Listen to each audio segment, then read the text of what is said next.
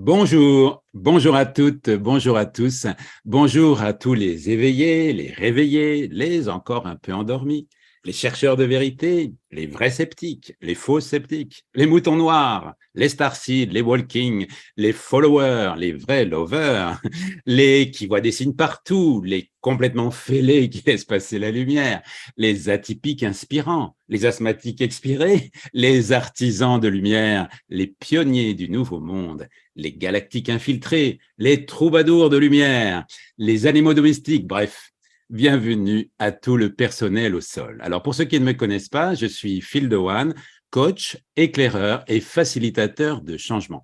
Je vous retrouve depuis Montréal afin de vous motiver à vous explorer vous-même et à incarner les changements que vous voulez voir dans le monde. Alors, n'oubliez pas de vous abonner. Vous cliquez sur le bouton en dessous, un petit clic pour l'homme et un grand pas pour ma notoriété. Voilà. C'est gratuit et votre clic permet à l'intelligence artificielle des robots de Google, qui n'a absolument rien d'intelligent, d'être tout à notre service. Alors, aujourd'hui, je reçois un jeune homme dont le prénom est symbole de paix, Olivier. Bonjour Olivier. Bonjour Phil. Voilà, Olivier, donc, dont l'homophonie du patronyme exprime la clarté. C'est donc dans une paix lumineuse et limpide que vous serez plongé en lisant son dernier bébé, Geek et Mystique, tous connectés, édité par la comtesse. Pardon, par le duc. Un ouvrage d'utilité publique à mettre entre toutes les mains et, à mon humble avis, comme pour Tintin, à partir de 7 ans, et que vous pourrez même lire la nuit sans allumer la lumière, tant il est lumineux et facile à lire. On peut dire que c'est Olivier qu'il est grand clerc en ces matières, puisque clerc est précisément son nom. Stéphane Alix dit de son dernier opus, ce livre, original et précieux, inscrit le spirituel dans la réalité de notre monde. Olivier Clerc est l'auteur d'une douzaine d'ouvrages, dont Lettre à ma prochaine incarnation, chez Flammarion, Les 4 accords Toltec transmis à mon enfant, chez Jouvence, La grenouille qui ne savait pas qu'elle était cuite et autres leçons de vie, chez Lattès et Marabout, Les 40 secrets du bonheur au quotidien, chez Pocket, Le don du pardon, un cadeau Toltec de Don Miguel Ruiz, chez Trédaniel, etc., sans oublier qu'Olivier Clerc est notamment le traducteur des célèbres 4 accords Toltec, le livre de chevet de millions de personnes sur le chemin de l'éveil et de la pleine conscience. Alors, chers écouteurs et chères visionneuses, restez jusqu'au bout et ouvrez vos écoutilles en grand, car cet entretien risque fort de téléverser dans votre disque dur interne ou dans votre nuage externalisé des informations essentielles pour vous-même, pour vos potes d'ici, et qui feront sourire vos autres potes. Je veux parler de vos potentiels. Je suis ravi de recevoir aujourd'hui en personne, bien qu'en réalité virtuelle, mais bien incarné dans son bien réel véhicule de manifestation, Olivier Clerc. Bonjour Olivier, comment vas-tu? Mais écoute, je vais bien. Merci Phil, merci pour cette présentation, même si, allez, petit clin d'œil, tu m'as juste amputé de la moitié de mes titres puisque j'en ai 25 et non pas 12. Ah, Je me tu vois, permets juste d'apporter ce petit correctif. tu fais bien de le dire. Moi, j'ai juste lu derrière. Voilà, je savais pas qu'il y en avait 25. Bah, écoute, bravo. Alors, comment vas-tu d'abord? C'est une question importante. Eh bien, écoute, je vais bien, je vais même très bien. En plus, le printemps commence à sérieusement montrer le bout de son nez. En tout cas, ici en France, je sais pas où est-ce que vous en êtes, vous, au Québec. Et j'aime bien ces moments où on change de saison et puis Oui. particulièrement le printemps. Voilà, ça bourgeonne et ça fleurit de partout. Oui, bah écoute, je triche un peu parce que c'est un fond d'écran que j'ai là et la fenêtre que tu vois, il y a des feuilles et il n'y a pas encore de feuilles en réalité au Québec, tu vois. Donc là, c'est une pluie verglaçante hier, mais presque toute la neige à Montréal est partie. Et donc, moi aussi, j'adore ces changements de saison. Et ici, c'est encore plus savoureux parce qu'on a quand même passé 5 mois d'hiver. Comme tu le sais, je crois que ton fils est au Québec ou je ne sais plus, qu'il y a quelqu'un Mon au fils, Québec. enfin, la mère de mon Ah, aîné, j'ai 3 garçons, est ah. canadienne. Donc, oui, je connais bien le Québec. J'y suis venu souvent. Puis mon aîné, donc, en plus de ses 2 autres passeports, on a aussi un Canadien. Ah, voilà, génial. Bon. Alors, écoute, j'ai adoré, j'ai vraiment adoré ton livre. En fait, il me manque 20 pages, hein, tu vois, parce que j'ai tout surligné. Je sais pas si tu vois, il y Oui, a je vois ça. Vive le stabilo. vive le stabilo. Donc, écoute, je pensais faire des petits papiers pour bon, et puis finalement, je pense qu'on va laisser rouler la conversation parce que moi, ça me parlait énormément. Et comme je le disais, excuse-moi, un peu d'eau. Comme je le disais, c'est un livre qu'on peut mettre vraiment dans toutes les mains. Alors, j'ai dit 7 ans. Est-ce que je me trompe? Parce que tu as écrit aussi pour les enfants. Alors oui, j'ai écrit pour les enfants. Celui-là, en tout cas, je l'ai vraiment écrit avec le public jeune en tête. Alors, 7 ans, je sais pas, mais en tout cas, des jeunes qui sont des ados qui sont déjà branchés un petit peu. À partir de 12, 13, 14 ans, Oui, franchement, je pense qu'ils peuvent le lire facilement. Les quelques retours que j'ai eus de jeunes pour l'instant sont très, très chouettes. Et ça me touche parce que c'est un public que pour l'instant, voilà, entre les tout petits, hein, mes livres pour enfants sont, on va dire, entre 3 et 8 ans. Et puis les adultes, il y avait un créneau comme ça qui restait à prendre. Et j'espère que ce livre va toucher les jeunes.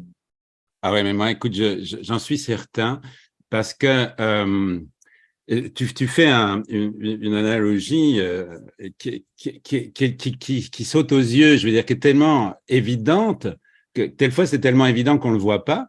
Et toi, bah, tu nous permets qu'on le voit, tu vois, et tout le vocabulaire, voilà, donc tout le vocabulaire. Donc, on peut prendre, j'ai dit dans l'introduction, téléverser ou télécharger, le nuage, le cloud, absolument. Alors, tu parles beaucoup aussi, tu insistes beaucoup sur le fait d'être récepteur, que nous sommes des récepteurs. Est-ce que tu peux un petit peu plus développer notre côté récepteur? Oui, alors juste pour clarifier un petit peu pour ceux qui n'auraient pas du tout lu le livre, derrière ce titre un peu rigolo, geek et mystique, ce que je voulais montrer, c'est que les univers des nouvelles technologies d'un côté et de la spiritualité de l'autre sont vraiment le miroir l'un de l'autre et que ces deux mondes qu'on a tendance à séparer, en fait, devraient être totalement reliés et c'est à ça que je me suis amusé dans ce livre. Alors effectivement, nous, on sait tous aujourd'hui que, par exemple, une télévision, moi, quand j'étais gamin, on appelait ça un poste récepteur de télévision. Voilà, ce qui est quand même intéressant. Ça veut dire que une télé, si l'antenne n'était pas connectée, on avait la neige. On avait un écran où il y avait Oui, oui. absolument rien du tout dessus. Donc, nous, on sait qu'une télévision est un poste récepteur. Et le paradoxe d'une télévision, c'est que finalement, son apparence est le contraire de sa réalité. Si on demande à un enfant qui connaît pas la technologie, si on demande à quelqu'un qui est jamais sorti du fin fond de l'Amazonie ce que c'est qu'une télévision, il dira c'est une grosse boîte qui produit des images et qui produit des sons. Et il faut connaître la réalité subtile qui est invisible à nos yeux, c'est-à-dire que ce poste, d'abord, il capte des ondes invisibles, des ondes inaudibles, et il les transforme en film, en musique, en tout ce qu'on veut.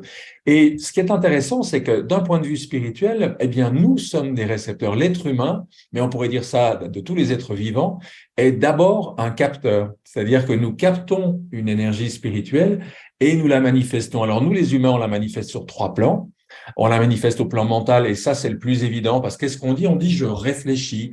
Ben oui, la lune, elle réfléchit la lumière du soleil. Donc, elle est passive, elle la reçoit et elle la manifeste. Voilà. Réfléchir, c'est pas penser. Penser, c'est projeter une lumière. Donc, le mental capte une lumière et puis la manifeste comme pensée, comme réflexion, etc. Le cœur, c'est la même chose. Le cœur, c'est pas une machine qui produit, qui sécrète de l'amour comme si c'était de la salive ou je sais pas quoi. Il capte l'amour qui est omniprésent dans le monde et puis, à travers nous, le manifeste comme affection, comme tendresse, comme sentiment de toutes sortes. Puis enfin, et ça c'est aussi assez évident, le corps, notre corps est un capteur qui capte la vie et à la seconde même où cette connexion s'arrête, il reste plus qu'un cadavre. Il y a beau avoir toutes les cellules, tous les atomes, tous les organes, tout ce qui était là 10 secondes avant est encore là, sauf que tout d'un coup, la connexion est plus là, l'esprit est parti. Et le récepteur, quand il n'y a plus rien, il reste plus qu'un un corps inanimé. Et ça, je trouve que c'est quand même assez génial. On devrait nous apprendre ça tout petit, Oui. nous faire comprendre qu'on est fondamentalement des récepteurs sur 3 plans, parce que derrière, tu le devines, hein, la question c'est comment améliorer la réception, comment améliorer la C'est qualité de ça. ce qui passe à travers nous.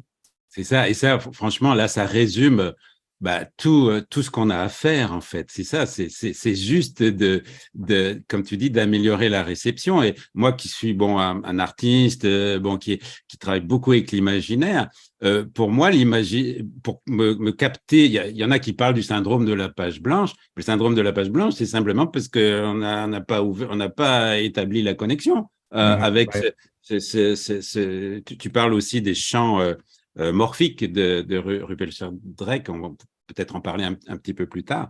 Mais là, je trouve que c'est génial, cette image que tu nous mets, que tu nous montres, parce que c'est vraiment ça. Et que Oui, d'ailleurs, quand tu dis ça, tout de suite, je pense à Christiane Singer, que énormément de gens connaissent. Hein, ses livres sont tellement extraordinaires. C'est vraiment une très grande autrice spirituelle. Et elle raconte comment, lorsqu'elle écrivait son livre Une passion, un jour, elle retourne travailler comme tous les matins, et puis rien ne vient, pas une phrase, pas un mot. Bon, bah, ça arrive. Le lendemain, pareil. Le surlendemain, pareil. Et pendant une semaine, elle se trouve incapable d'écrire un seul mot. Jusqu'au moment où elle entend une petite voix intérieurement qui lui dit: Parce que tu pensais que c'était toi qui écrivais? excellent, excellent, Voilà. j'adore. Donc, voilà. Effectivement, les artistes, que ce soit dans l'écriture, dans la musique, moi je suis pianiste à côté de ça, on sent les moments où tout d'un coup on est traversé, le moment où on est habité, et ce qui vient à travers nous dépasse, ça sort pas de notre petit ciboulot ou de nos Ça, petites c'est ça. capacités affectives personnelles. C'est ça. Et ça fait du bien de penser ça, parce que ça nous rend humbles du coup, parce que voilà, en fait, on va chercher des informations qui sont déjà là. Ouais. Oui, puis c'est très important parce que beaucoup de gens croient qu'ils sont leur corps, tu vois. Et ça, ce que tu amènes là, c'est tout le monde peut le comprendre, le capter, etc. Alors là, donc là, on parle de capter, on est des capteurs, mais on est des émetteurs aussi. En quoi nous sommes des émetteurs? Alors, on est des émetteurs, ben, de nouveau, et je pense que c'est des choses qu'on finira par mesurer un jour. On croit que quand je pense, mes pensées, c'est un truc qui se passe dans ma tête et puis que ça sort pas de ma boîte crânienne. Mais je pense que ça fera hurler de rire les générations futures, parce que la pensée, c'est une onde. Et pourquoi il y a des gens qui captent les pensées les uns des autres? Il n'y a pas besoin d'être télépathe ou clairvoyant pour ça. On a tous vécu des situations où on a littéralement capté. Des fois, c'est ce qui se passe pour nos proches, nos enfants, etc. Mais d'autres choses, il y a tellement aujourd'hui d'éléments qui laissent penser que voilà, la pensée que nous émettons, elle peut être captée par quelqu'un d'autre. Et puis le cœur, bah déjà, alors ça c'est de la science pure. On sait que le champ magnétique du cœur, il fait à peu près un diamètre de 3 mètres autour de nous. C'est-à-dire que lorsqu'on est assis les uns à côté des autres dans une classe ou dans un atelier de développement personnel ou je sais pas quoi, on baigne littéralement dans le champ magnétique les uns des autres. Donc les Wow. sentiments sont aussi des ondes, sont aussi des émanations de nature différente de la pensée. On va dire que la pensée est plus linéaire, le Oui. cœur est plus magnétique, plus rond, il va moins loin en distance. Par contre, il est capable de pénétrer les choses en profondeur. C'est pour ça qu'avec le cœur, on ressent ce qui se passe dans l'autre, là où la pensée, comme la lumière, elle tend à s'arrêter plus facilement sur les obstacles qu'elle rencontre.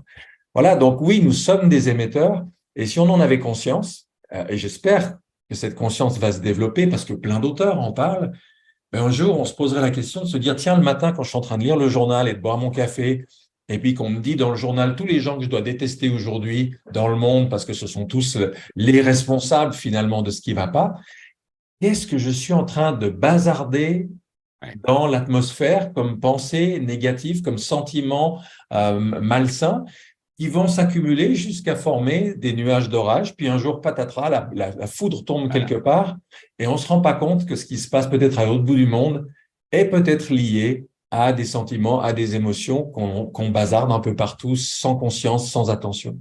Absolument. Écoute, ça me parle beaucoup aussi parce que moi, je suis sensible à l'énergie, à tout ça, même hypersensible. Et j'ai quitté Paris. Je ne pouvais plus Paris. Et pour moi, c'est pas seulement, c'est une ville magnifique, hein, bon, ça n'empêche pas, mais c'est comme s'il y avait un champ, une égrégore, un champ morphique, je sais pas, très lourd, très lourd et qu'on capte. Et pour moi, ce sont les pensées. Alors, je peux me tromper, mais il n'y a pas que ça, mais il y a les pensées des gens. Les pensées noires, c'est une pollution. Hein? Qu'est-ce que Oui, tu en penses? Ouais. Oui, oui, tout à fait. Et tu vois, quand tu dis ça, ça me rappelle quelque chose qui m'avait beaucoup touché. Je suis très lié à un maître spirituel d'origine bulgare qui s'appelait Omram Mikhaël Ivanov. Ouais. Et ça te parlera puisque maintenant tu vis au Québec. Il disait que lorsque les flocons de neige tombent, si tu regardes la structure d'un flocon de neige, cette forme cristalline en étoile, il disait, ils ont la propriété de faire tomber au sol toutes les pollutions psychiques qu'il y a dans l'air. Il dit, c'est pour ça que le matin, quand il a neigé, on se réveille et on a un cœur d'enfant. Waouh. Alors, il dit malheureusement, ça ne dure pas parce qu'ensuite chacun repart dans son mode de pensée et dans ses affects habituels. Mais il y a cette magie de ce moment où tout d'un coup, la neige a purifié l'atmosphère et puis on sent, oui, on se sent Ah là oui. avec une âme d'enfant, tout émerveillé, tout enthousiaste. J'aime bien cette image et effectivement, il y a des lieux où cette ambiance, elle est très chargée. Il y a des lieux où, au contraire, elle est absolument incroyable. Moi, j'ai le souvenir de la première fois, je crois que c'était en 92, où j'ai atterri à Bénarès, en Inde, Oui. Varanasi, et on était encore en train de rouler sur la piste en avion, et je commence à avoir des frissons de la tête aux pieds, et je me suis dit, mais qu'est-ce que c'est que cette ville? Qu'est-ce que c'est que cet endroit? Et j'ai ressenti ça durant les 3-4 jours que j'ai passé là-bas. Alors, il y a, paraît-il, je crois, 30 000 temples de Shiva dans Bénarès. Je pense qu'il y a une telle intensité spirituelle dans ce lieu où les hindous rêvent de mourir pour sortir de la roue des réincarnations, une telle intensité spirituelle que si on est un tant soit peu sensible, on se dit, waouh, là, il y a un canal ouvert en haut, mais alors connexion directe, hein. Ah oui, oui, oui, ça me parle beaucoup ce que tu as dit sur la neige aussi, et ce qu'on ressent dans différents endroits. Moi, je sais que je me sens mieux ici, pas qu'en France, mais à Paris, on va dire. En France, il y a des endroits super, évidemment. Mais voilà, les vibrations ne sont pas les mêmes. Quand on va à New York, c'est pas la même vibration que même à Montréal ou même qu'à Paris. Ouais, Les lieux portent leur propre vie, signature. voilà, nature, etc. Alors, et merci pour cette belle image aussi du cœur. Enfin, c'est pas plus qu'une image, là, c'est un fait que le champ magnétique, c'est 3 mètres. Tu vois, ça, je savais pas. Et donc, c'est pour ça aussi que parfois, quelqu'un qui va pas vibrer à la même vitesse, peut-être beaucoup plus bas, on va peut-être un peu gêner s'il rentre dans cette zone-là. C'est ça aussi? Oui, alors après, on peut aussi imaginer ça dans l'autre sens et se dire, Oui. ben, charge à nous de rayonner et de diffuser quelque chose qui fasse du bien aux personnes qu'on croise, qu'on rencontre, qu'on côtoie, même simplement parce qu'on est assis dans le bus à côté. Je dis que j'ai eu la chance de rencontrer quelques êtres d'un certain niveau de réalisation dans ma vie. Et ce qui m'avait frappé, c'est que chez eux, ce rayonnement, il est d'une taille absolument incroyable. C'est-à-dire que même à distance, leur présence rayonne quelque chose qu'on sent physiquement. On a l'impression même que les plantes ou que les animaux à proximité bénéficient finalement parce que chez eux, ben, la connexion, c'est du haut débit, hein. Ah, C'est c'est ça. pas du 9600 beau comme au tout début d'Internet dans les années 90. Oui, et alors justement, tu parles du début d'Internet, là, et donc ça m'a fait sourire parce que moi aussi, j'ai commencé à écrire, j'ai commencé à écrire sur une vraie machine à écrire plomb-plomb, je sais pas si c'était une Remington ou je sais pas quoi, là. Et après, je suis passé à ces premières machines à écrire à écran à LCD, là, où on pouvait pas faire beaucoup de corrections, on pouvait pas, c'était pas si simple que ça. Au début, je crois que j'ai eu, non, non, si on pouvait faire des corrections quand même. Juste Et sur une ligne. sur une ligne, voilà, c'est Ouais. ça. Voilà, j'essayais de me souvenir. Bon. Et moi aussi, j'ai travaillé là-dessus. Puis j'ai eu mon premier ordinateur, c'était les Macintosh carrés, tu sais, Ouais. les grosses tours comme ça, avec un sac à dos carré. Et donc, c'était un portable, tu Ouais, vois, c'était avec ouais. les Voir ça comme disquettes et ça, ouais. tout. Et c'était génial. Et puis après, seulement après, est venu Internet. Et là, ça a été une révolution incroyable. Et je peux dire que grâce à Internet, j'ai pu mettre fin à une relation qui durait depuis 19 ans, qui aurait dû s'arrêter, tu vois. Et en fait, c'est ça qui m'a aidé, quoi. C'est fou, parce que j'ai pu communiquer avec quelqu'un qui était venu.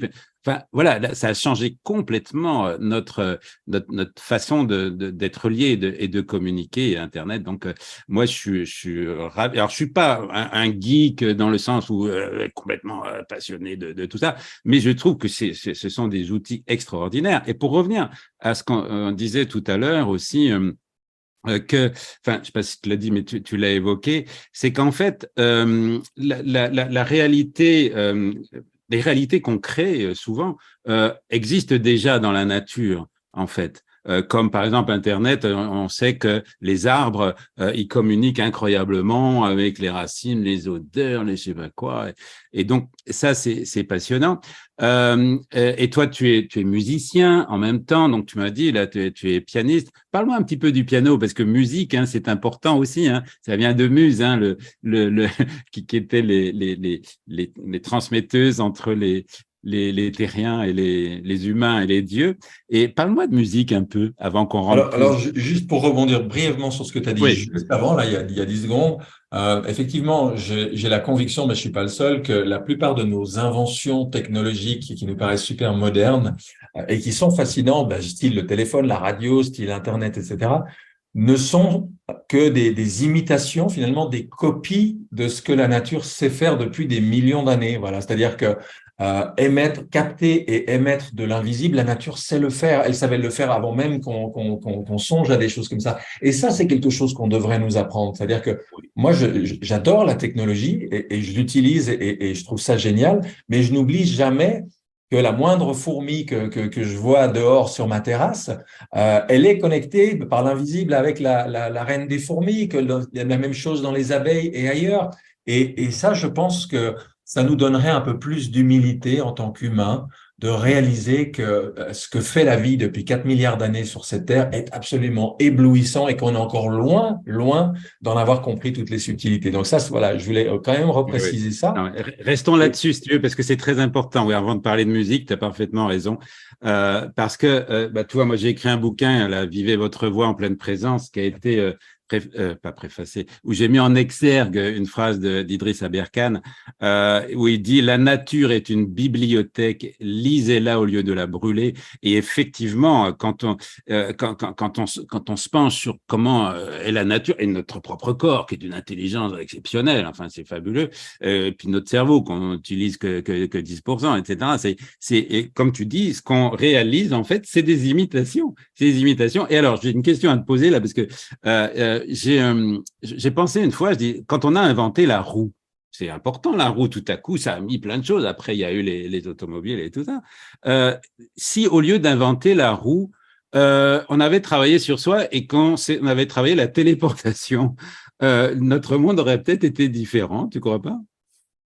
oh mon Dieu, alors oui, on peut partir sur des grandes spéculations. Euh, il y a un auteur que j'aime beaucoup qui est Ken Wilber, et Ken Wilber Oui. parmi les nombreuses choses qu'il a apportées, à la notion des quatre cadrans. Voilà, il faut imaginer un carré divisé en quatre, avec en haut ce qui concerne notre vie personnelle extérieure, visible, ce qui peut être scientifiquement mesuré, et puis ce qui est intérieur, notre vie subjective. Puis en bas, la même chose, mais au niveau collectif, c'est-à-dire la culture qui représente l'intériorité de la société, et puis ces infrastructures qui représentent l'extérieur.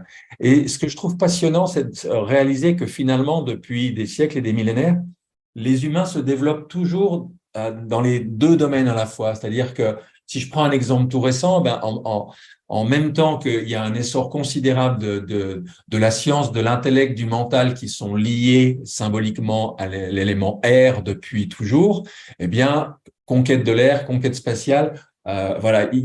Si on regarde, mais vraiment sur des milliers d'années, on se rend compte que à la fois on a évolué intérieurement et que cette évolution intérieure, elle s'est reflétée dans nos découvertes technologiques extérieures et vice-versa. Là où ça devient dangereux, c'est quand ce lien il est coupé. Et je pense que c'est un des dangers actuels, c'est-à-dire que nous avons des moyens technologiques extraordinaires, mais qui sont donnés à des personnes qui ne font pas le travail intérieur correspondant. Si je me bats avec mes poings, je peux peut-être taper, blesser, tuer une ou deux personnes. Si j'ai une Kalachnikov, je peux en dézinguer des dizaines. Voilà. Et lorsqu'on donne de plus en plus de moyens technologiques à des gens, il faudrait veiller à ce que intérieurement, il y ait aussi une croissance qui se fasse, qui nous rende capables de gérer ce surcroît de maîtrise de la matière que donne la technologie. Et malheureusement, il y a une grande lacune, il y a une grande carence éducative qui fait que on a ces immenses moyens, mais qu'intérieurement, on n'a pas assez grandi pour être à mesure de gérer ces outils technologiques.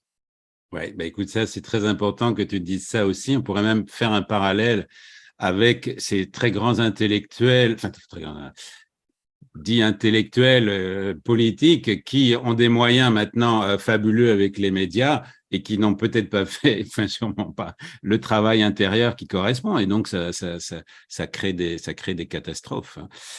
Donc alors, je voudrais te connaître un petit peu plus aussi humainement avant de plus parler du bouquin si tu veux, mais on va parler aussi des accords Toltec parce que quand même ça, je crois, ça t'a beaucoup bougé. Mais parle juste un petit peu de musique et on va continuer après parce que ça me plaît. Tu joues du piano, d'autres instruments, tu composes, qu'est-ce que tu fais? Alors, la musique, c'est la première grande passion de ma vie. Je dis toujours qu'elle s'est Ah, venue presque 10 ans avant que je me passionne pour la spiritualité. Voilà, je fais du piano depuis l'âge de 10 ans, donc t'imagines, j'en ai 61, ça commence à faire un bail.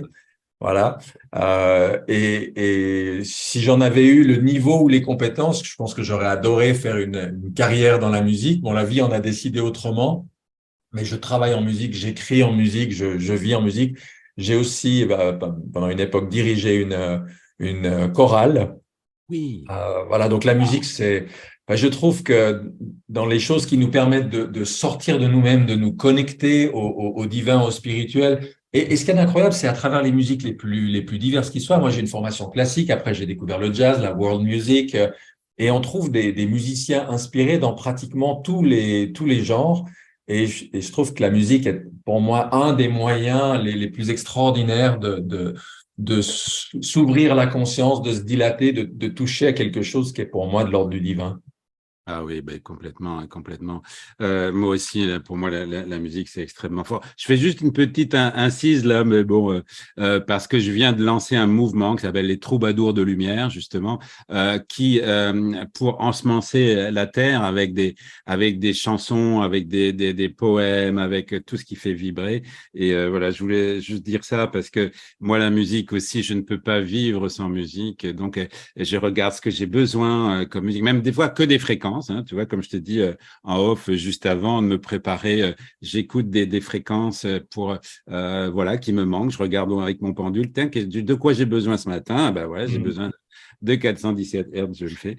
Donc la musique, c'est extrêmement important. Et qu'est-ce que t'as apporté la musique par rapport à ton travail d'écrivain?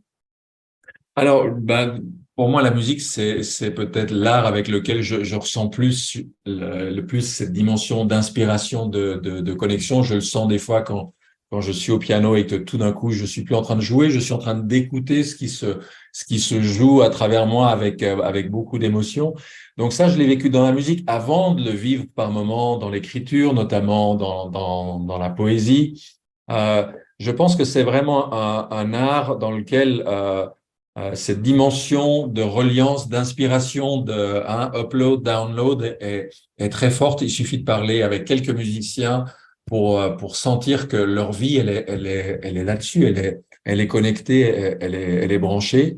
Avec certains, moi qui m'épate, hein, je prends un Keith Jarrett par exemple, je trouve incroyable ce culot, cette confiance en la connexion qu'a cet homme qui a tourné dans le monde entier en faisant des concerts d'improvisation. C'est-à-dire, tu débarques, le fameux concert de Cologne, mythique, l'album solo le plus vendu au monde, je crois 40 millions d'exemplaires. Tu débarques dans une salle, en plus sur un piano que t'aimes pas, et puis tu démarres en reproduisant les trois notes la salle utilise pour dire aux gens c'est le moment de venir vous asseoir. Et puis tu déroules un concert qui reste mythique encore aujourd'hui, 50 ans après, tu vois. Et de faire ça et de le refaire jour après jour et pendant des décennies, c'est un bel exemple de quelqu'un qui s'appuie sur l'inspiration, sur la connexion à son propre cloud là-haut. Et ça, et puis cette foi incroyable, donc parce que c'est un risque énorme Oui, d'être oui, un oui. pro comme ça, c'est fou. C'est Ouais. du sans filet, ouais. C'est du sans fil, sans filet, oui, absolument. Alors, est-ce que tu peux nous parler, parce que finalement, je crois que, comme je l'ai dit, hein, tu es le traducteur des 4 accords Toltec. Moi, ça m'aide beaucoup hein, dans ma vie, ces accords Toltec. Il y en a un cinquième d'ailleurs, je crois. Bon, mais en Oui. tout cas, les 4 déjà. Voilà. Est-ce que tu peux nous parler de ça? Parce qu'il me semble que c'est vraiment une rencontre, toi. Ça t'a transformé, cette histoire-là, non? Oui, oui, oui, ben, j'ai la chance, hein, je dis, moi je suis un autodidacte au départ, hein, et ma vie, elle a beaucoup été faite de rencontres majeures et déterminantes avec Marshall Rosenberg en 98, dont je publie le livre sur la CNV, et l'année suivante, en 99, avec Don Miguel Ruiz. J'ai cette chance immense de découvrir via Mot de Séjournant ce petit livre à une époque où Miguel est même pas encore une célébrité aux États-Unis et de me dire, waouh, ça c'est la perle absolue, c'est le truc. Si on a un bouquin comme ça dans les mains tous les 20 ans en tant qu'éditeur, on peut s'estimer vraiment déjà très, très, très, très chanceux. Et donc, je le traduis, je le publie. À l'époque, je suis responsable éditorial des éditions Jouvence à Genève. Et puis, je vais aller jusqu'à le rencontrer au Mexique. Et effectivement, ça fait partie des rencontres les plus importantes de ma vie, comme en témoignent d'ailleurs les livres que ça a inspiré, mes livres sur le pardon qui découlent de ma rencontre avec lui, plusieurs livres que j'ai écrits sur les accords Toltec, y compris d'ailleurs pour les enfants, jusqu'à au jeu Toltec, qui est une façon de mettre ça en pratique en famille ou entre amis avec un jeu de société. Donc oui, oui, ça a été une grande et importante rencontre dans ma vie. Je dis souvent que Miguel Ruiz, c'est un maître de l'amour. Voilà. Il y a des maîtres de sagesse. Hein. Tu prends, je ne sais pas moi, Rudolf Steiner, tu prends Krishnamurti. C'est pas des êtres qui sont restés dans l'histoire pour leur amour, leur compassion ou leur charité, même s'ils en avaient certainement, mais parce qu'ils sont venus apporter une sagesse, un message, etc. Et puis, on a Miguel Ruiz, où on a une Ama, on pourrait prendre aussi comme exemple, qui sont des êtres qui, avant tout, sont venus partager un espèce d'amour rayonnant. Et Miguel, pour moi, à ce titre-là, ça a été vraiment une belle rencontre, surtout que j'ai eu le luxe de le rencontrer dans un tout petit groupe. On était moins d'une vingtaine à l'époque, ce qui aujourd'hui n'est plus imaginable, évidemment. Est-ce que tu pourrais raconter, parce que moi ça m'avait beaucoup touché, parce que ça t'a permis de créer les cercles du pardon, j'aimerais qu'on en parle aussi, et quand tu es allé donc rencontrer Miguel Ruiz et qui t'a fait justement travailler sur le pardon, tu racontes que il te demande tout à coup, je voudrais que tu racontes c'est ce moment très fort. Alors écoute, c'est pas dans mes habitudes, mais j'ai envie de botter un Ah, peu en touche. Tu sais pourquoi? ah, Parce que vas-y. je l'ai tellement raconté. Ah, est-ce que, J'ai une ok, bon. vidéo sur ma chaîne YouTube qui dure 12, Ah, 13 excuse, bon, voilà. minutes qui raconte cette histoire. Ah, Et je l'ai raconté on des... va renvoyer, on va Ouais, mettre le lien. ouais. Voilà, voilà, bien sûr, parce Ouais, que, je préfère parce que sinon bien on sûr. va partir là-dessus et je Ah me oui, oui. connais D'accord. et l'idée c'était quand même d'aborder plus ce Oui, oui, oui, parallèle c'est parfait. entre Alors, alors, nouvelles technologies et voilà, alors revenons. spiritualité. Voilà, bravo. Ça, je pense, c'est la structure que tu as grâce à la musique, que j'ai moins, moi. Je joue pas d'instrument, j'utilise juste ma voix. Bon, alors, revenons à ton livre. Donc, oui, alors ce que j'aime aussi, c'est la notion d'invisible 1.0 et invisible 2.0. Alors, est-ce que tu peux développer un peu cette notion? Oui, parce qu'une des raisons qui a donné naissance à ce livre, c'est que je me suis dit, il y a quand même un paradoxe absolu que j'appelle le paradoxe techno-spirituel, c'est-à-dire, en gros, pour faire simple, au moment des Lumières, on a décidé que tout ce qui ne se voyait pas, ce qui ne se touchait pas, ce qui ne s'entendait pas, tout ce qui n'était pas tangible et mesurable par la science, ça n'existe pas. Donc Dieu, on l'a jamais vu, ça n'existe pas. Les anges, les archanges non plus, les dévas, les fées, bref, tout ce que j'appelle l'invisible 1.0, qui est l'invisible spirituel.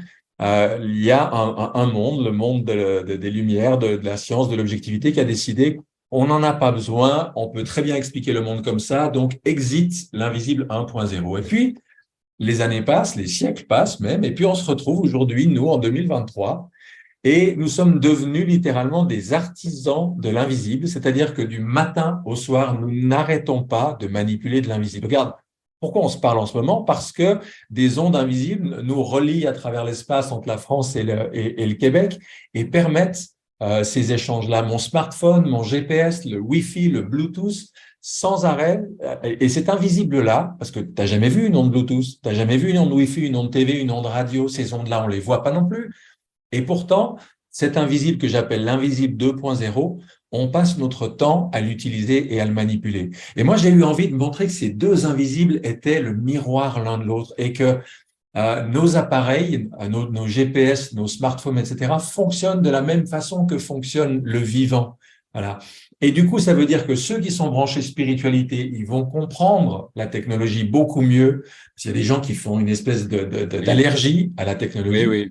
Et puis ceux qui sont branchés plutôt de nouvelles technologies, etc., de leur faire se rendre compte que le monde spirituel et que le vivant de toute éternité fonctionne de la même façon que les gadgets qu'ils ont l'habitude d'utiliser. Donc de créer une passerelle, de relier, de réconcilier ces deux mondes du spirituel et du technologique.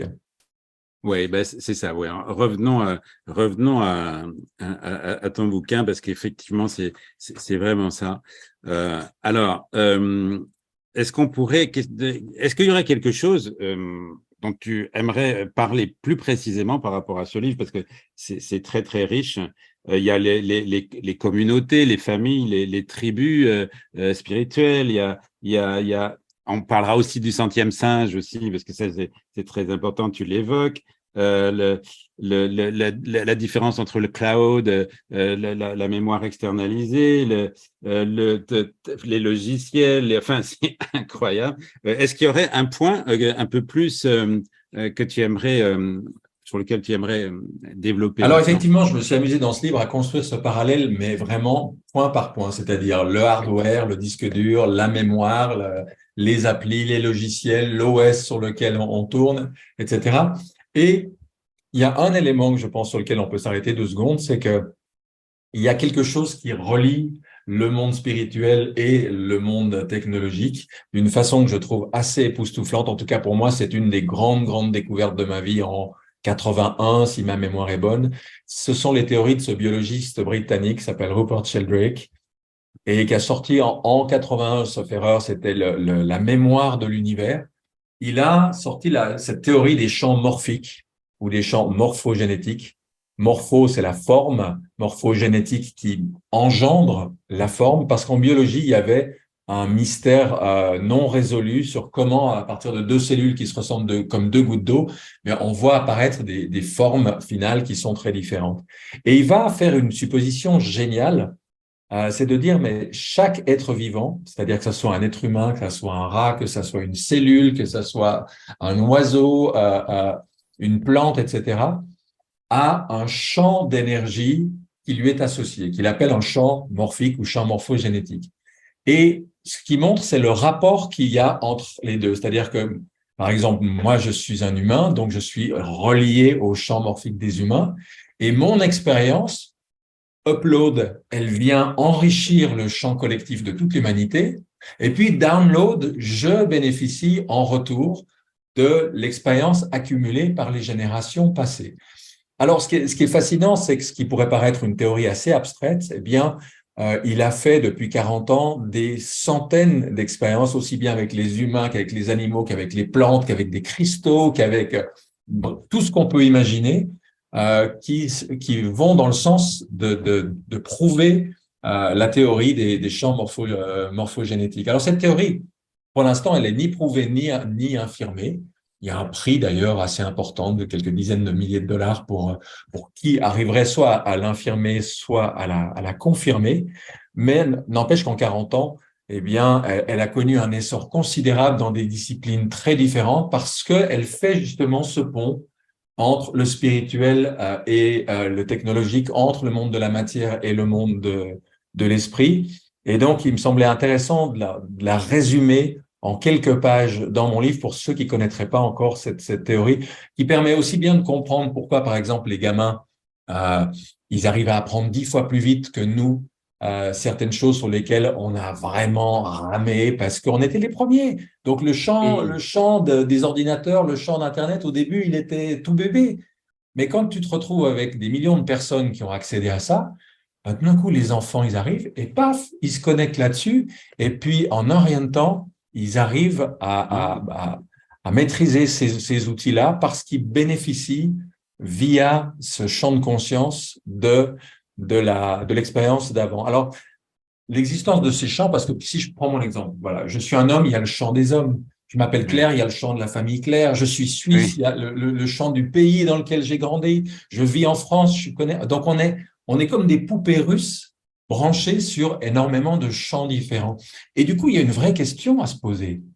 C'est de se dire, sur quel champ j'ai envie de rester connecté et puis sur lesquels j'ai peut-être envie de me déconnecter. Moi, par exemple, j'ai été connecté sur le champ de la religion catholique quand j'étais Oui, gamin. À 16 ans, j'en suis sorti. À un moment, j'ai débranché ça. Et oui. puis, 7 ans plus tard, je me suis connecté plus haut au champ du Christ, c'est-à-dire plus sa forme catholique qui, moi, ne m'allait pas. Mais par contre, j'avais envie de retrouver quelque chose de christique, donc j'ai fait un autre branchement à cette tradition-là. Voilà. Donc, grandir, c'est forcément être branché sur les champs Ah, ouais. du milieu dans lequel on est né. Mais une fois qu'on est adulte, ben, on peut se dire, voilà, je suis né Wow. branché sur Fun Radio, merci, c'était sympa, mais là, je crois que je me débranche, puis maintenant, je vais prendre France Inter ou je sais pas, moi, Nostalgie ou autre chose. Radio classique, voilà. Oui, Voilà. mais c'est vachement important ce que tu dis là. C'est très, très important, super important, parce que ça montre qu'on est vraiment acteur de sa vie et qu'on peut brancher, débrancher. Voilà, attends, c'est très, très fort ce message que tu donnes. Est-ce que c'est trop te demander si tu veux raconter quand même l'histoire des singes avec les patates douces ou on Non, non, laisse alors ça, très volontiers, Vas-y. parce qu'en fait, l'histoire du centième singe, alors il faut savoir quand même pour la petite histoire que le tout premier livre de développement personnel qui m'a impacté, que j'ai mis en pratique, avec lequel j'ai travaillé du haut de mes 20 ans, c'était Manuel vers une conscience supérieure de Ken Keyes. Alors Ken Keyes, il se trouve que c'est lui qui a popularisé justement cette fameuse théorie du centième singe, qui découle d'expériences très concrètes qui ont été faites dans des îles japonaises dans les années 50. On balançait par avion des patates douces pour nourrir ces singes sur différentes îles d'un archipel. Et puis évidemment, elles tombent dans le sable et imagine-toi en train de manger un fruit ou quelque chose qui est tombé dans le sable, c'est pas très très agréable. Donc ils les mangeaient parce qu'ils avaient faim, mais pas trop contents, jusqu'au moment où une jeune guenon a eu l'idée d'aller les tremper dans l'eau. Forcément, ça enlève le sable et c'était plus agréable à manger. Et puis, évidemment, assez rapidement, la famille ou le clan de singes de cette guenon a commencé à faire pareil. Puis petit à petit, ça s'est propagé sur une île. Voilà, sauf que sans aucun contact, eh bien, tout d'un coup, le même comportement est apparu sur une autre île, une autre île, une autre île, et puis en rien de temps, tous les singes ont adopté ça. Et à l'époque, donc avant Sheldrake, quelqu'un, alors je ne sais pas si c'est Ken Keyes lui-même, a émis l'hypothèse de se dire, quand un certain comportement a été adopté par un nombre suffisant d'individus, donc hypothétiquement le centième, tout d'un coup, clac, ce comportement se propage finalement aux autres personnes autour. Donc, on a beaucoup parlé de la théorie du centième singe avant que Sheldrake donne une formulation, on va dire, via la biologie et via la science, plus aboutie et plus poussée à cette théorie. Et je pense qu'un jour, ça paraîtra juste une évidence de se dire, bien sûr, j'ai un corps qui est unique, qui est séparé, j'ai une enveloppe de peau qui me referme, mais par mes pensées, je suis connecté aux autres, par mes intentions, par mes sentiments, par tout ce qui me traverse, je suis lié, je suis connecté aux autres. Et à partir de là, comme tu le disais justement, Phil, la question, c'est quel choix je fais, quelle Oui. décision je prends, sur quoi j'ai envie d'être branché et sur quoi je ne veux plus être branché parce que il y a des influences qui ne sont pas saines pour moi, qui me font pas du bien, qui mettent dans ma tête des pensées ou des humeurs dont j'ai pas envie. C'est ça, c'est ça. Et donc, justement, ce que j'ai pas envie, moi, c'est de cet fameux humain augmenté là, et qui avec l'intelligence artificielle et le transhumanisme. Alors, est-ce que tu peux en parler parce que là, c'est vraiment, vraiment très très d'actualité cette histoire du rapport de l'homme et de la technologie. Est-ce que tu peux m'en parler un petit peu plus Oui, mieux? volontiers. Alors, moi, j'avais un mentor spirituel qui avait une formule que j'aimais bien. Il disait, on peut pas dépasser quelque chose sans y être passé. Ça paraît assez logique quand on y réfléchit 2 secondes. Or, aujourd'hui, on voudrait prétendre dépasser l'humain, donc transhumanisme, aller au-delà de l'humain, alors que nous vivons dans une société qui ne sait même pas ce que c'est véritablement qu'un être humain, ce que c'est que l'âme humaine, ce que c'est que l'esprit humain, et de quoi est capable un être humain qui a littéralement éveillé toutes ses capacités. Alors, je crois que tu es un peu branché sur l'Inde. En Inde, on parle de l'éveil de la Kundalini, on parle de ces chakras qui peuvent s'ouvrir, on parle de cette lumière qui peut sortir du sommet du crâne ou du troisième œil. Et on a des milliers, des dizaines de milliers de témoignages de qu'est-ce qui se passe quand un être humain s'est pleinement éveillé. Parce que Le paradoxe, c'est que nous sommes une espèce qui est non aboutie. Voilà. On Oui, n'est pas arrivé à la maturité de l'être humain. Je cite toujours Konrad Lorenz qui disait: on a trouvé le chaînon manquant entre le singe et l'homme. C'est nous.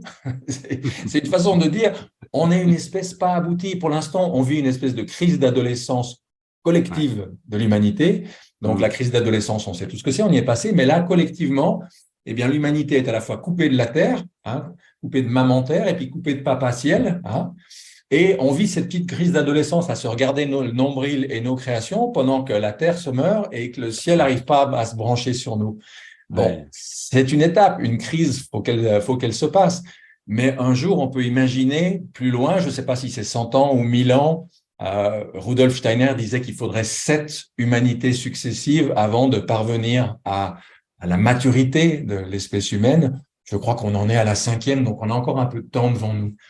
Mais qu'on ne nous parle pas de transhumanisme. Le transhumanisme, pour moi, c'est un mensonge. C'est-à-dire que j'ai une formule, je la dis partout parce elle est simple à retenir. Le transhumanisme, c'est un cocon collé sur un drone. Ah oui, Ça ça c'est volera peut-être, magnifique. mais ça sera jamais. Redis-le, redis-le, parce que cette image, elle est trop forte. Vas-y. Voilà. Le transhumanisme, c'est un cocon collé sur un drone. Ça volera peut-être, mais ça sera jamais un papillon. C'est-à-dire que c'est un leurre. Euh, Toute la richesse intérieure que nous avons, elle va pas se développer en nous greffant des trucs pour devenir l'homme qui valait 3 milliards de dollars. Là, il y a un mensonge fondamental. Si on regarde le développement de la vie depuis les origines, ça a toujours été, comme disent les Américains, inside out. Ça part de l'intérieur et ça se développe à l'extérieur. Nous, on veut faire le contraire. On veut nous équiper de tas de bidules et de machins qui nous donnent l'impression qu'on augmente quelque chose, sauf qu'en fait, on atrophie son âme, on atrophie son esprit, on atrophie des capacités qui sont latentes en nous et qui ne se développeront jamais si on apporte les choses de l'extérieur. Voilà. Et oui, mais ça, du coup, ça repose la question, c'est ça où c'est paradoxal, ça repose la question de nos smartphones, tous nos trucs, parce qu'effectivement, moi, je me rends compte que quand j'étais plus jeune et qu'il n'y avait pas tout ça, mes parents, quand on partait en voiture en vacances, il y avait la carte routière, et puis si on était perdu, on demandait. Et maintenant, non. Et puis, si on n'a plus de GPS, et c'est génial, c'est vrai, le GPS en voiture, mais alors, du coup, plus personne, on ne sait plus lire une carte, utiliser une boussole. Moi, j'ai été scout, donc j'étais dans la forêt avec les boussoles, fallait que je me débrouille. Je ne sais plus faire tout ça. Je prends le GPS, etc. Donc, quelque part, on s'atrophie aussi. Alors, comment est-ce qu'on peut trouver cet équilibre avec la technologie? Ben déjà, d'avoir conscience de ce que je viens de dire, c'est de se dire, lorsque les choses viennent de l'extérieur, le risque, c'est qu'elles atrophient les compétences qu'on a à l'intérieur. À l'inverse, ce qui est quand même intéressant, hein, on le voit, je prends 2 exemples que tout le monde connaît, Nelson Mandela, Gandhi. Nelson Mandela, 28 ans en prison, Gandhi, si on additionne toutes les peines qu'il a faites, ça a dû faire probablement 10 ans, 15 ans. Ce sont parfois dans des moments de grande limitation extérieure que tout d'un coup, on va plonger dedans et on va aller trouver une force, on va aller trouver des ressources inimaginables. Il y a un exemple encore plus marquant que ça, c'est Viktor Frankl, fondateur de la logothérapie, qui a fait 3 ans de camp de concentration. Quand il est ressorti, il était le seul survivant de sa famille. Et cet homme-là trouve, dans les pires circonstances qu'a connues l'humanité, une liberté intérieure que rien ni personne ne peut lui prendre. Jacques Lucéran, que j'ai découvert l'été dernier, qui a écrit un livre absolument lumineux, il n'y a pas d'autre mot, qui s'appelle justement « Et la lumière fut », aveugle, il devient aveugle à l'âge de 7 ans, quand il décrit ce que cette limitation va éveiller comme sens et comme compétence intérieure, ça interpelle. Alors, je suis pas en train de dire qu'il faut faire de la prison, ni qu'il faut tomber malade, ni qu'il faut être estropié ou quoi que ce soit.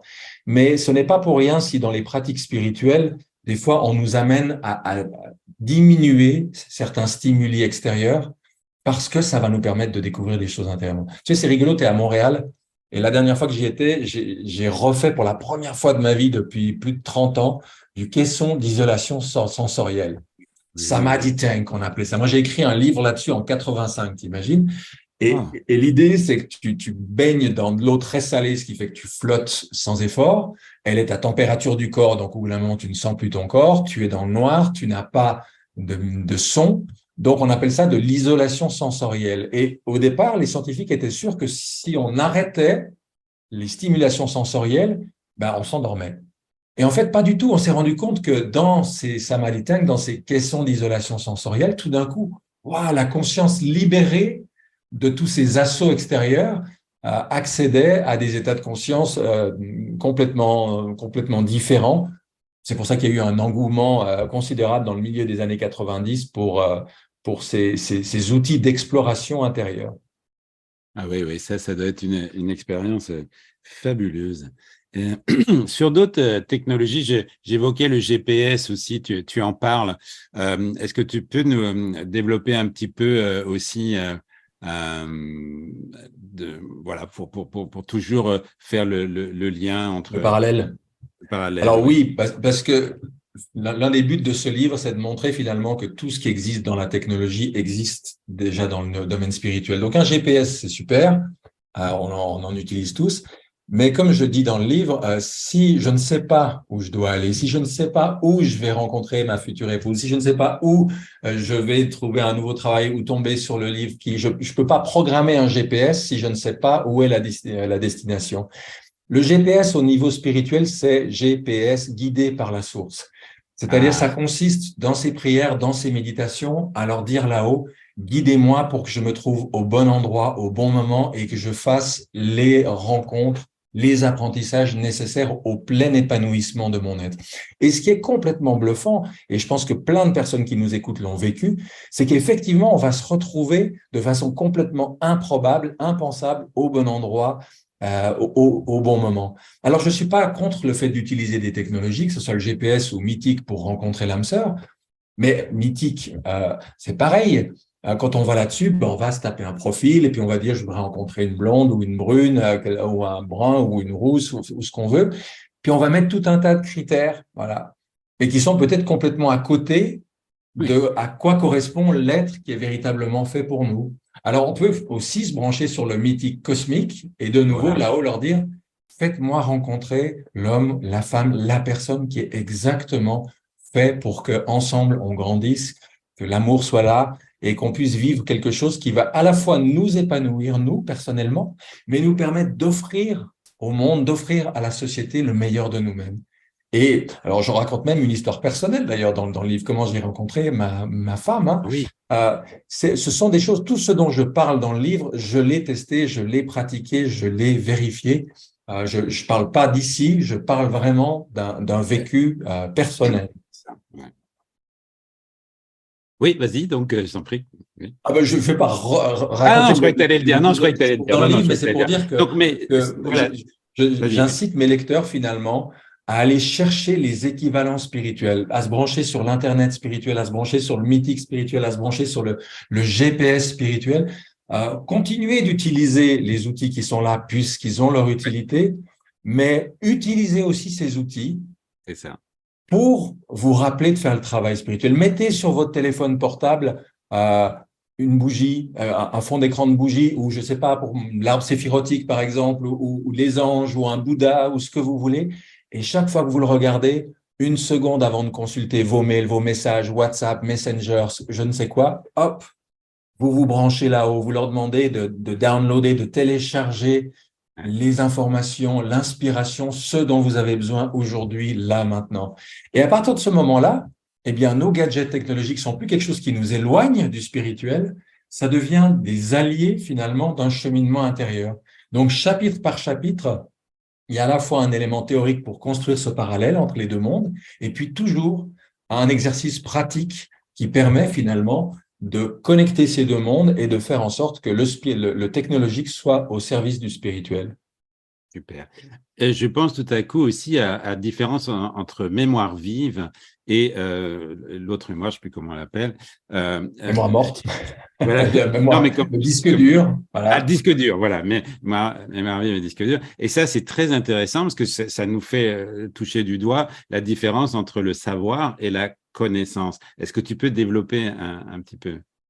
Oui, effectivement, en français, on a la chance d'avoir cette distinction entre ces deux mots, savoir et connaissance, qui sont malheureusement souvent confondus en anglais avec le mot knowledge. Ouais. Le savoir, c'est intellectuel. Voilà, le savoir, symboliquement parlant, c'est comme une graine. Dans mon grenier, je peux avoir des milliers de graines recensées, tous les fruits, tous les légumes, tous les cucurbitacées possibles et imaginables, bien catalogués. La question ensuite, c'est qu'est-ce qu'il y a dans mon potager? C'est-à-dire, qu'est-ce qu'il y a que j'ai vraiment semé, qui est en train de pousser, avec lequel je vais pouvoir nourrir la famille, les amis, etc. Le savoir, il est intéressant à partir du moment où il descend en nous et il se transforme en expérience vécue, c'est-à-dire en connaissance, connaître, naître avec, c'est-à-dire c'est plus simplement une abstraction intellectuelle. J'ai lu dans un bouquin des choses sur la méditation ou la contemplation, je les ai jamais vécues, mais je peux en parler des heures, je peux faire des grands discours de théologie, sauf que je n'ai rien vécu. Et je m'amuse à dire pour ceux et celles qui sont branchés sur l'idée de réincarnation, c'est-à-dire l'idée que nous ne vivons pas qu'une seule fois, que nous revenons, mais nous revenons avec quoi? Nous ne revenons pas avec le savoir de nos vies antérieures. Hein, il y a la mémoire vive, justement, hein, le Oui. savoir effacé. Je peux avoir lu 6000 bouquins, il m'en restera rien si je n'ai pas descendu ça dans mon être, dans mon cœur, dans mon corps, dans mon vécu. Si je l'ai vécu, ce vécu, il s'inscrit dans mon âme, il est là pour le coup inscrit à un niveau beaucoup plus haut, on peut dire dans le cloud cosmique. Et la vie d'après, ben, vous vous retrouvez un Mozart qui, à 6 ans, compose des symphonies, vous vous retrouvez avec des génies mathématiques, vous vous retrouvez avec des gens qui font des choses, et vous dites, mais d'où ils tiennent ça? Comment ça se fait que, ben oui, Ah, c'est le fruit de connaissances de ouais. vie antérieure qui tout d'un coup se réactivent là et leur permet effectivement de manifester très tôt des aptitudes que d'autres mettront quelques décennies à acquérir et qui seront peut-être leur richesse pour la vie d'après. Là, c'est super important ce que tu viens de dire et ça éclaire énormément parce que moi, voilà, moi aussi, je suis intéressé par le bouddhisme et pour moi, les vies successives qu'on appelle antérieures, etc., c'est une évidence. Et comme tu le rappelles aussi, c'était dans la religion chrétienne catholique au départ. Hein, bon, on peut le retrouver. Ça a été changé, je crois, au concile de Constantinople, je ne sais pas quoi.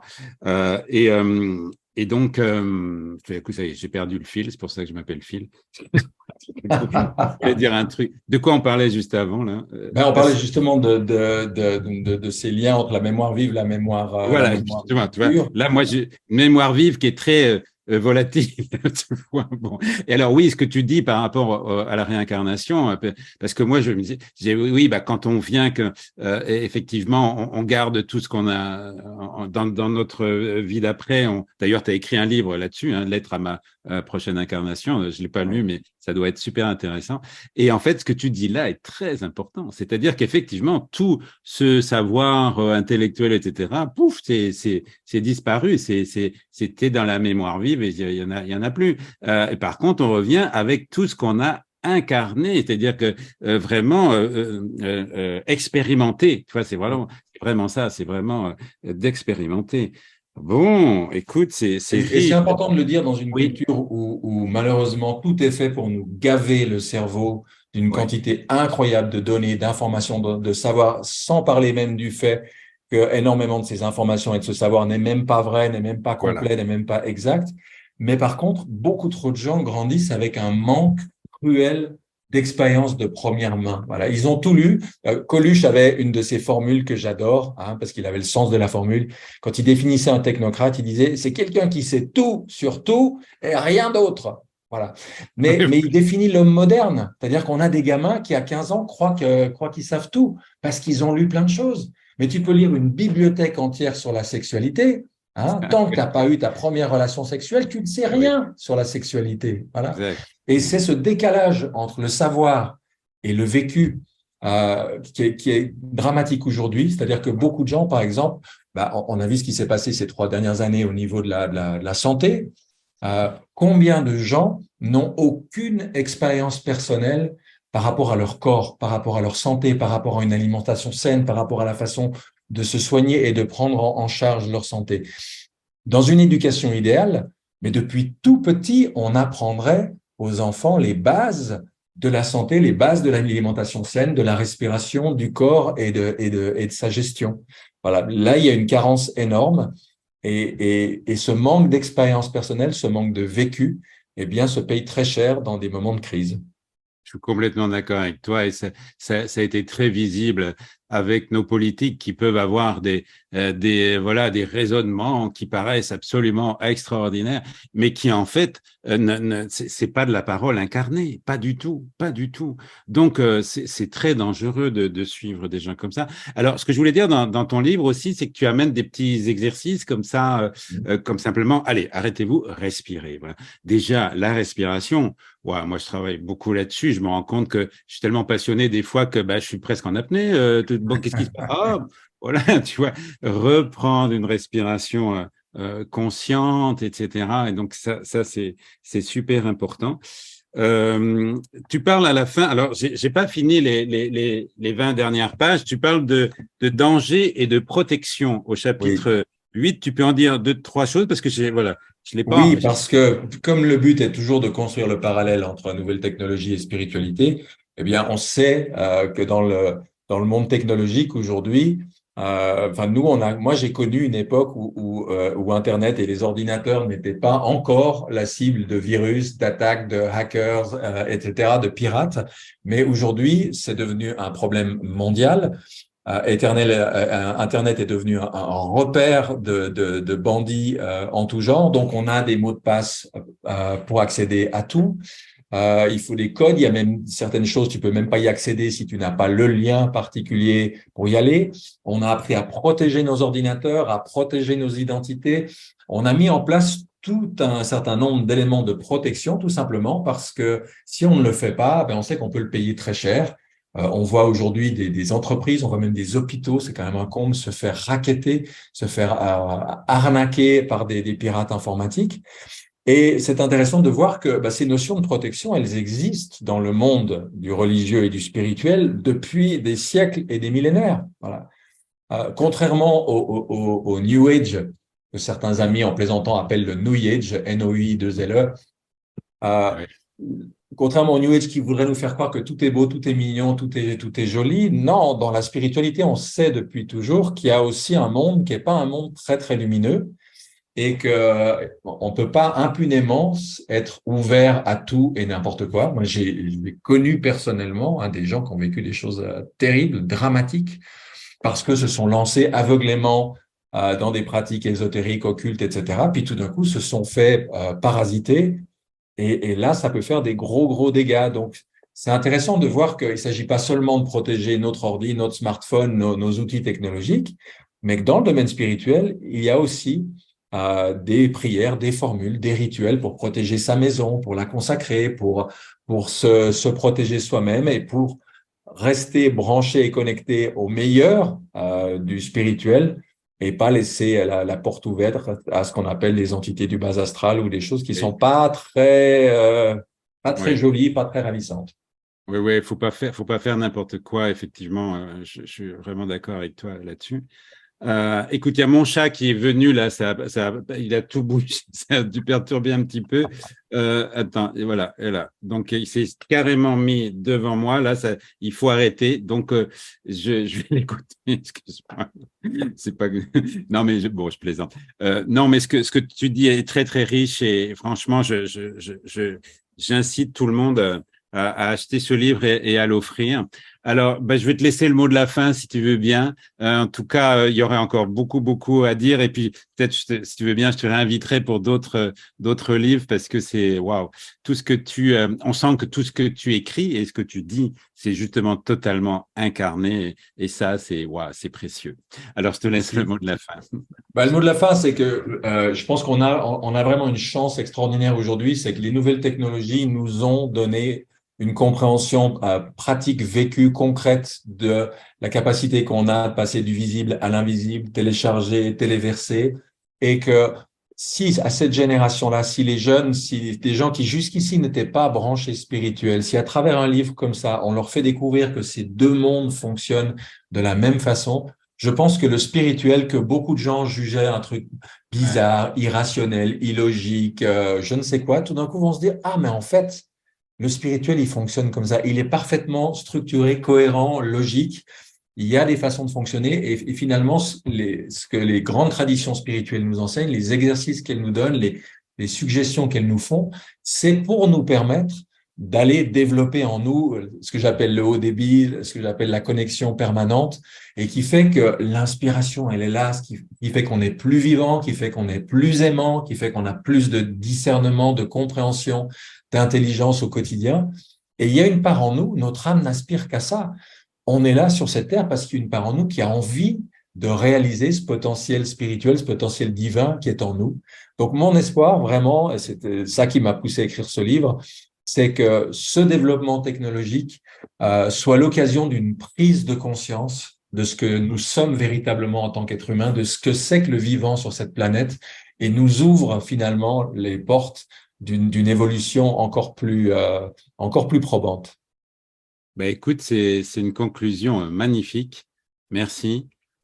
Juste une minute pour moi, si tu veux bien, pour dire à ma communauté, à mes écouteurs et à mes visionneuses là, que je lance les Troubadours de Lumière et qu'il va y avoir donc 2 stages en France. Je viens en France pour ça. Le dernier week-end de juillet, c'est Troubadours de Lumière, révélez-vous. Donc là, il s'agit, si on commence à chanter un peu, à composer des chansons, on n'ose pas trop, eh bien là, vous allez pouvoir le faire.